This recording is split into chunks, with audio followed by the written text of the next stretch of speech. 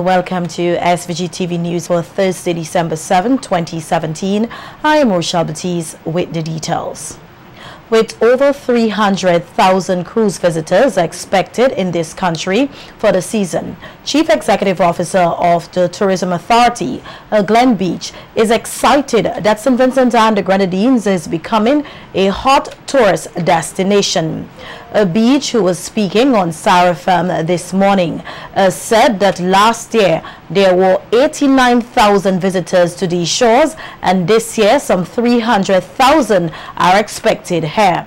The Tourism Authority CEO pointed out that it is a big deal for the country, as the number is a reflection of 3 times the population of SVG. Beach explained that the massive increase was expected due to the intense marketing and networking strategies conducted by his team. The Tourism Authority CEO noted that although grateful, only 4 additional calls from cruise liners were as a result of the recent hurricanes that affected other Caribbean islands. Last year, I think we were at somewhere around 89,000 people. Yeah. That visited our shores from cruises. This year will be up as much as 320,000 people. Wow.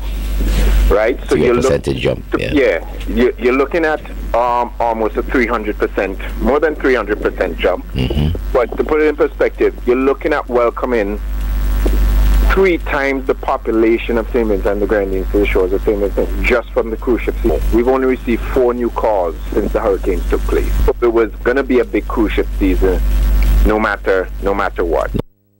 Beach also spoke on international direct flights to SVG through Air Canada Rogue at a 150 capacity next Thursday, and some win with 180 passengers on Saturday.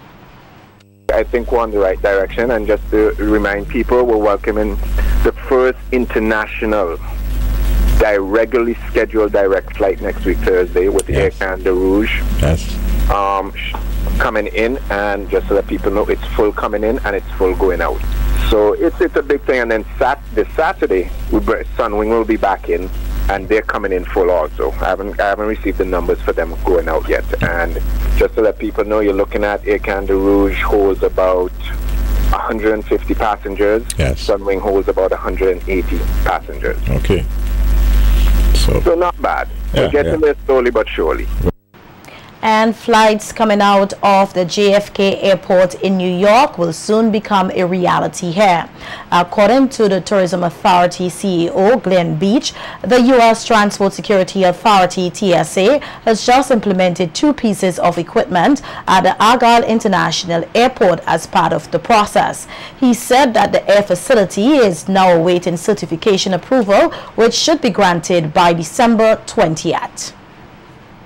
The TSA just added on, I think it's 2 new pieces of equipment that we already have certified. But even after you're certified from TSA has to send something to the Department of Transportation in the United States to get approval.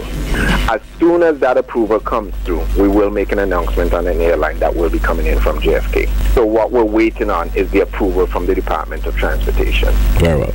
We had actually hoped to start that on December 13th, and we moved it to December 20th. But we still haven't received the approval from the Department of Transportation. But that airline also has their lawyers, and they're working on it in the United States also. The Tourism Authority chief said that his department has also been conducting extensive marketing, particularly in the diaspora with taxi operators. We had branded, I think it was 60 taxi cabs in downtown Toronto. Somebody saying, why we don't do dollar cabs in Brooklyn and so on. Brooklyn is not my target audience. Exactly. Right. If we were to do something like that, it would more be in Manhattan. Yes. You know, and when we market, the dollar cab thing also comes with a certain connotation. I'm not even sure about the legality of it. I love it. I know Vincentians are happy to see, you know, the name of St. Vincent and the Grenadines out there and so on. Somebody even sent me some pictures from Toronto yesterday on Facebook saying they were just driving behind these cabs and they took the pictures because they were branded St. Vincent and the Grenadines. Wow.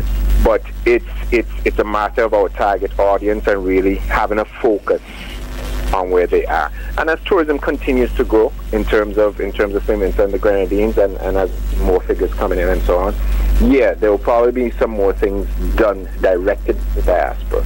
But as of right now, the main focus, as you know, for main niche markets are sailing and yachting, diving, romance, which includes wedding and honeymoons, and adventure tourism, which includes ecotourism. And I heard you all speaking about sports tourism. That is a part of it also, but not yet included in our main niche markets, but it's something we do look at. A Palestinian investment group has signaled interest in investing in SVG's tourism sector. The announcement was made by Prime Minister Dr. Ralph Gonsalves while addressing a signing ceremony for 4 cooperation agreements between the government of St. Vincent and the Grenadines and the State of Palestine at Cabinet Room on Wednesday.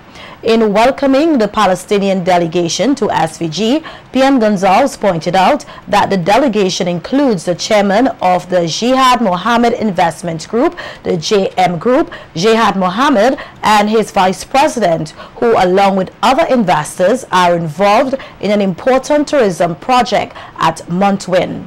The Prime Minister noted that the investment is set to make a difference in SVG's tourism product. He's sending a team here in January to work out detailed plans in relation to the tourism development down at Montwin. And I think when he's gotten all his details, he'll probably talk to you in greater depth about it. But what he has shared with us is quite promising. In going forward. In relation to agriculture, they will also speak to the question of greenhouses, because you have to supply food for the chalets, the villas which are going to be built down at Montwin. Expressing his love for the island, chairman of the GM Group, Jihad Mohammed, said that the day's event marked the beginning of a success story. In St. Vincent, I'm going to be a writer, if you don't mind. We're starting to write a success story. Today is the first day. I can give you the title, St. Vincent. This story, it's going to be told not on papers, in the eyes of the 10,000 jobs that we're planning to create in the next, I would say, 3 to 5 years. These 10,000 people, you'll meet them in the street. They could be your brother, your sister, your cousin, your aunt, whatever. They'll tell you the story. I will stop at this point and let you live the mystery of the action very soon, very, very soon. I'm not talking long time.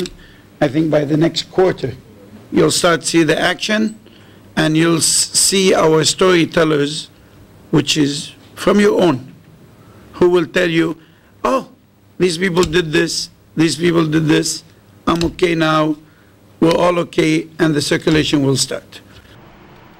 In other news, General Secretary of the ruling Unity Labour Party, Julian Francis, believes that the recent actions of the opposition MP for Central Kingston, Sinclair Leacock, shows his hurt and desperation. Francis, who was speaking on SAR-FM earlier this week, said that the opposition MP, who had several outbursts over his displeasure of the appointment of senators, among other things, has confirmed through his behavior that there is strong internal wrangling in the NDP.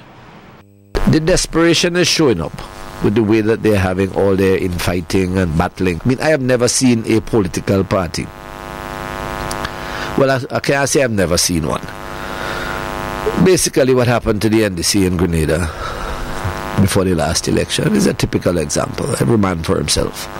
You know, they parachuted inside while you've been around for 49 years. So Leacock is hurting inside. And this is not an excuse for Leacock. This is why Leacock continues to make all these political blunders. Because he's not calm. He doesn't control himself. He has to be, or he has to try and create the headline.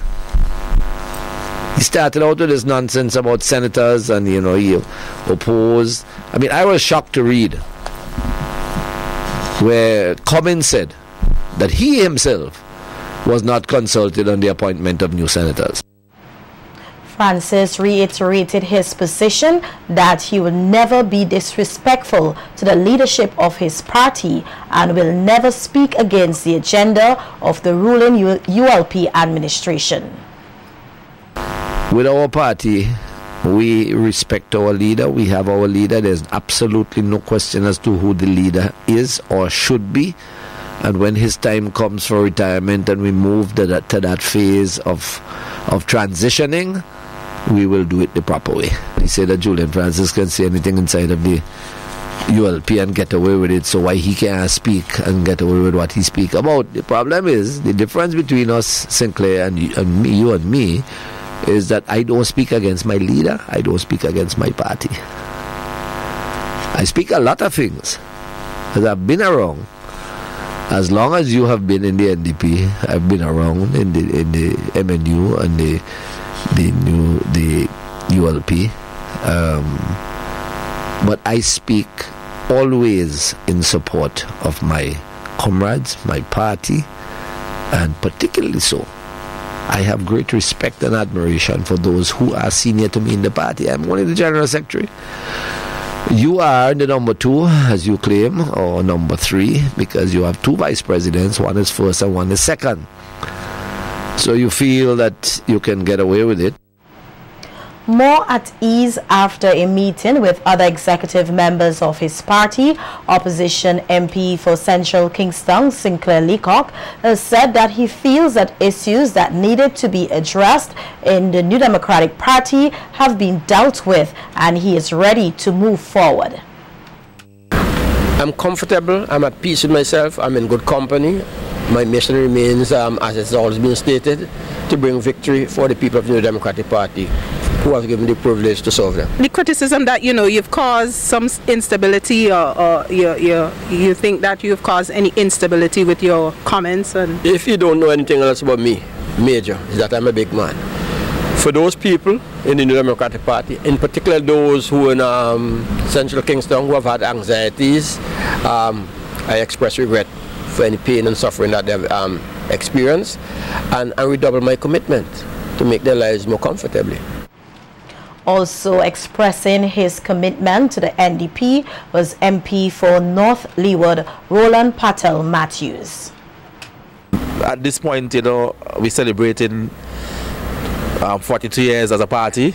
And at the same time, we, as the present crop of leaders, is giving the commitment to the nation that we are ready to take this country to the next level, you know, and we are willing to do so. And I want to say, like, to endorse what Dr. Friday said about the people in the constituency. Let them be reassured that this party is still here and this party is ready and willing to serve.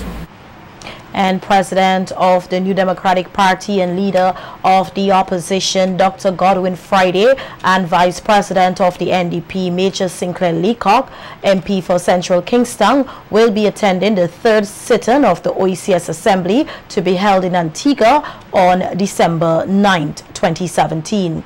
The OECS Assembly comprised of 5 representatives from the Parliament of each full member state and 3 from the legislature of each associated member. These representatives must include the head of government and the leader of the opposition. A member serves for 2 years from the date on which they were elected or until the next general election for the legislature which they represent. The Assembly has the power to review legislation passed by the authority and regulations made by the Council of Ministers. A number of students at the St. Vincent Girls High School were earlier today sensitized on the rising scourge of domestic violence as a series of panel discussions to raise awareness on the issue continues here.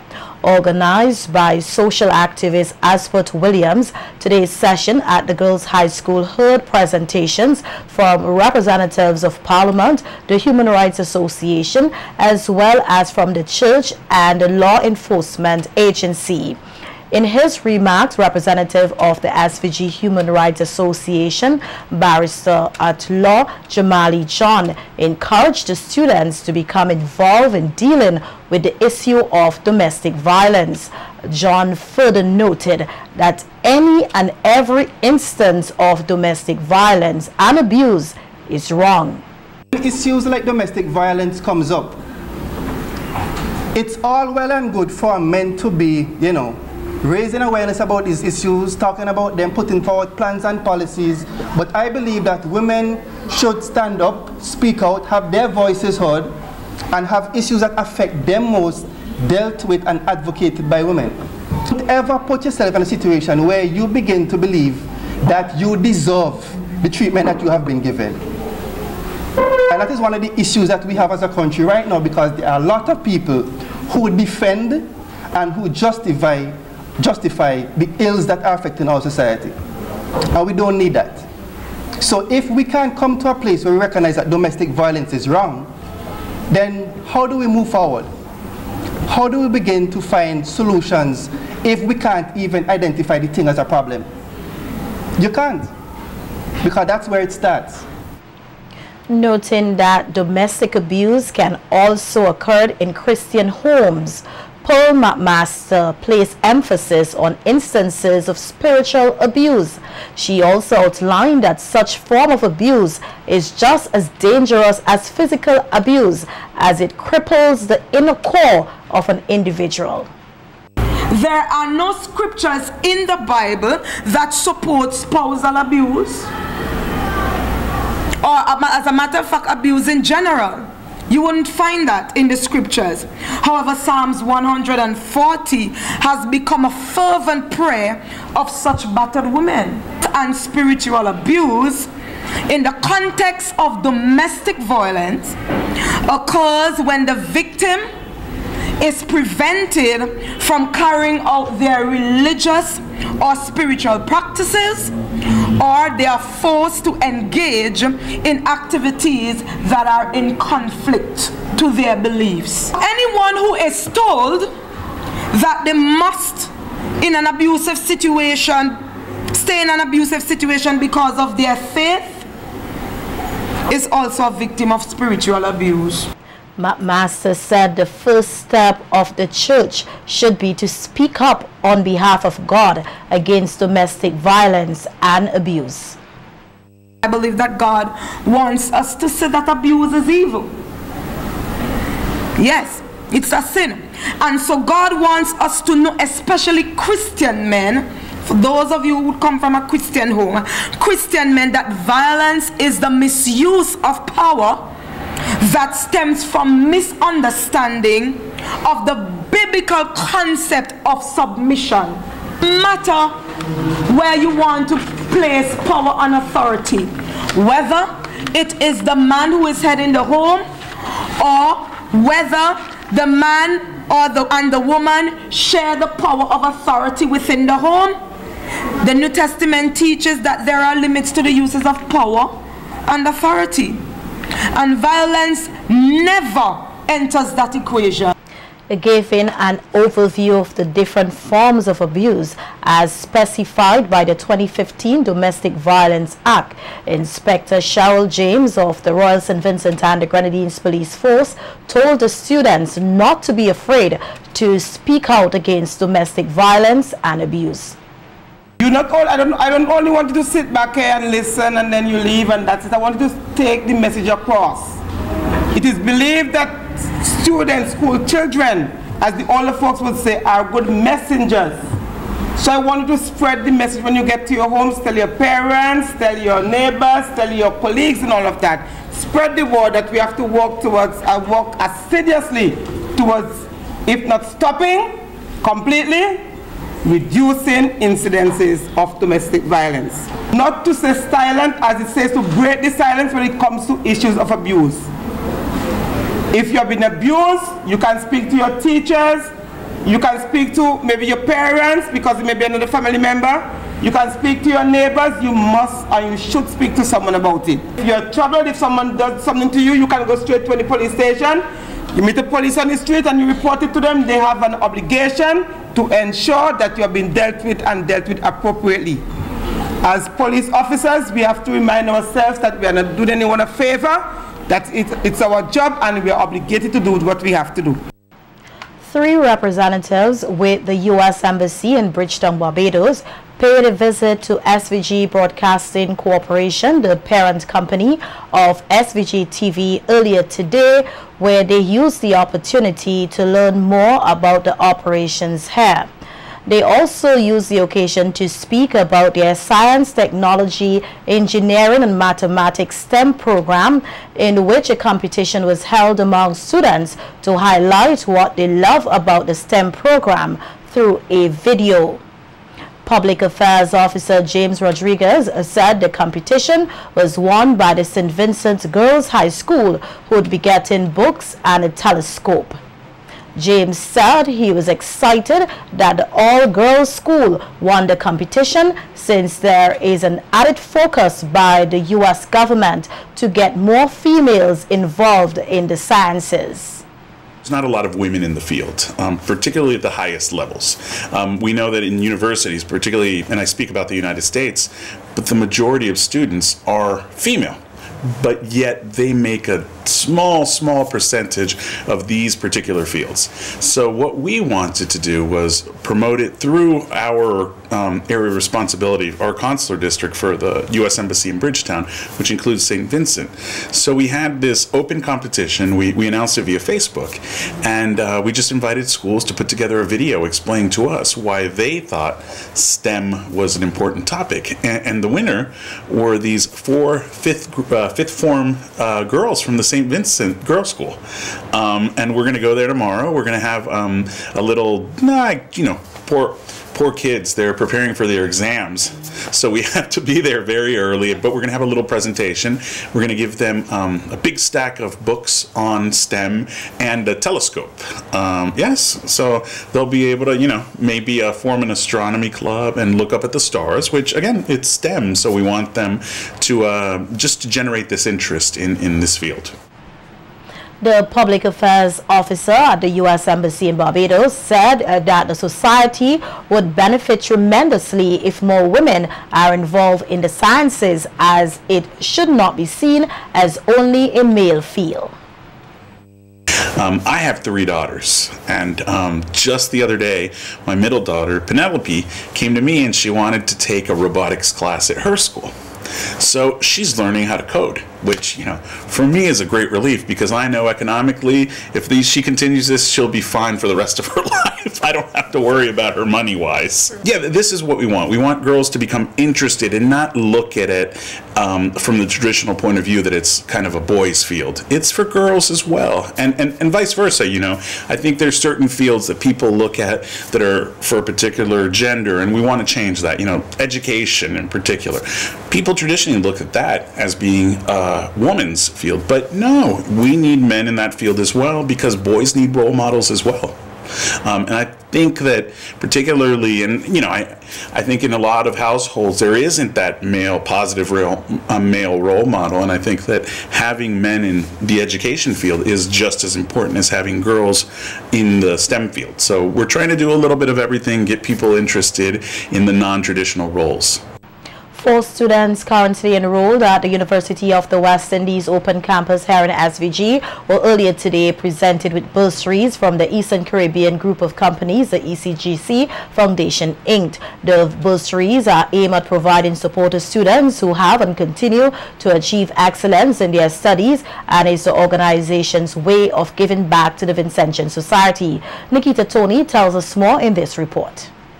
The Eastern Caribbean Group of Companies, ECGC Foundation, Inc., has for the 2nd year partnered with the local chapter of the University of the West Indies, UWI, Open Campus, to lend financial support to students enrolled at the institution. Earlier today, Thursday, December 7th, 4 undergraduate students were presented with bursaries at a handing over ceremony as a result of their academic excellence.